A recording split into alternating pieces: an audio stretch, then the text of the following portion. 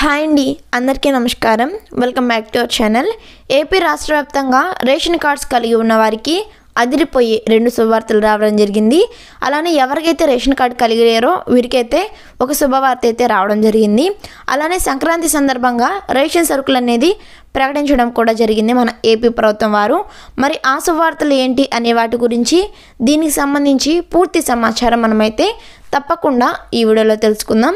So friends, video అనేది ఎక్కడా కూడా స్కిప్ చేయకుండా చివరి వరకు చూడండి. మీరు ఇంకా మన ఛానల్ని సబ్స్క్రైబ్ చేసుకోకపోతే వెంటనే మన ఛానల్ని సబ్స్క్రైబ్ చేసుకోండి. ఇక మనం లేట్ చేయకుండా వీడియోలోకి వచ్చినట్లయితే, ఏపీ రాష్ట్ర వ్యాప్తంగా రేషన్ కార్డ్స్ కలిగి ఉన్న వారికి సంక్రాంతి సరుకులను కానుగ్గా ఇవ్వబోతుంది మన ప్రభుత్వం.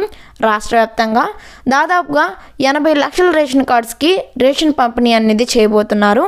రేషన్ కార్డ్స్ కలిగి ఉన్న వారికి రేషన్ సరుకులు చూసుకున్నట్లయితే బియ్యం, కందిపప్పు, నూనె, పంచదార, పచ్చెనగపప్పు, నెయ్యి, సగ్గుబియ్యం ఇలా 8 నుంచి 9 సరుకులు అయితే సంక్రాంతి కానుగ్గా రేషన్ కార్డ్స్ ఉన్నవారికి ఇవైతే ఇస్తున్నారు మన సీఎం జగన్మోహన్ రెడ్డి గారు.